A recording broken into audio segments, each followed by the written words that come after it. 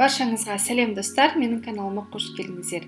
Бүгін үй жағдайында жасалатын ең дәмді шаурма немесе донердің сырымен бөлісетін боламын. Ол сыртта сатылатын шаурмалардан сіз үшін арзанырақ шығады және де дәмі ешқандай да кем емес. Видеоны соңына дейін қараңыздар.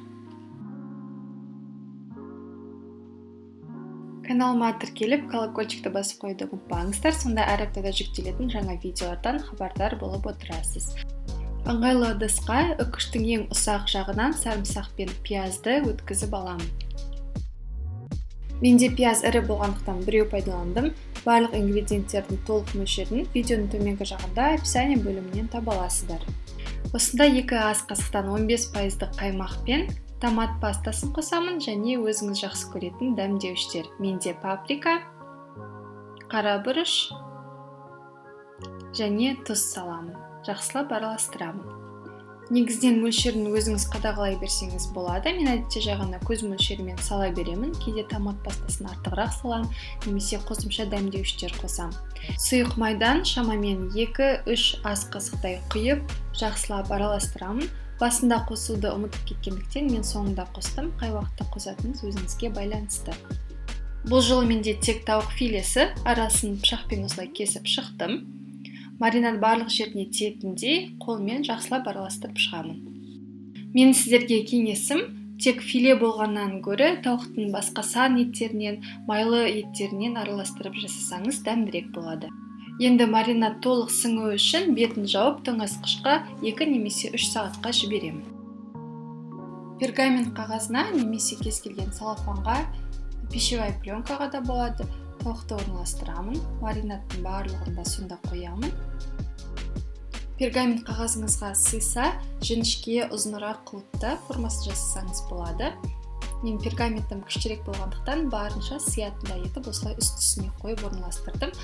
Арасынан артық ауасын шығарып, кішкене қысыңқырап, екі жағынан орап, мұздатқышқа, яғни морозильникке кем дегенде 6 сағатқа жіберемін.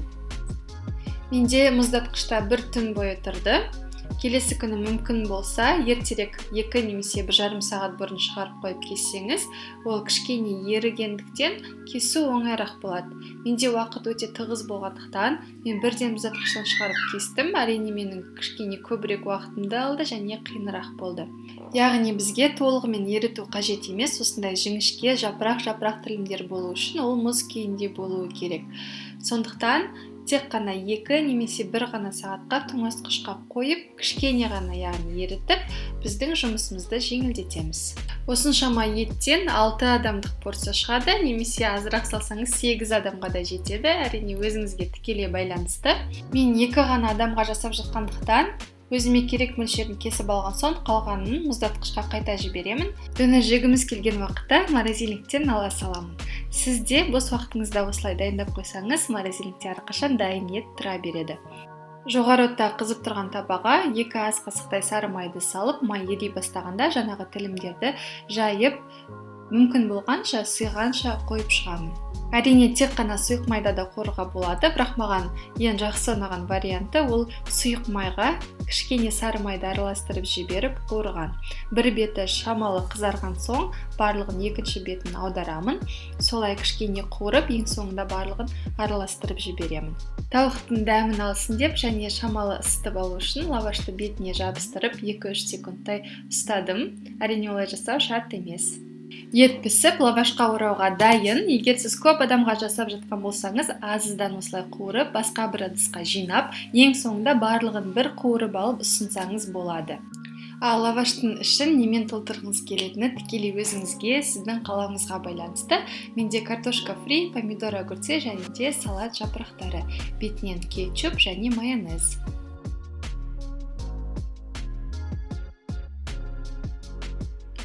Екі жағын ортаға бүктеймін және бір жағынан алып абайлап ораймын.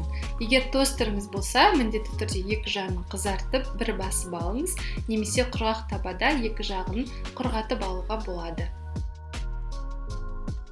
Осымен донер дайын. Менің рецептмен дайындайтындар үшін қазірден ас болсын деймін. Егер видео және рецепт ұнаса, міндетті түрде лайк басыңыз және достарыңызбен бөлісіңіз. Комментарийда менің арнамда қандай тағамның рецебін күтетіңізді қалдырыңыз.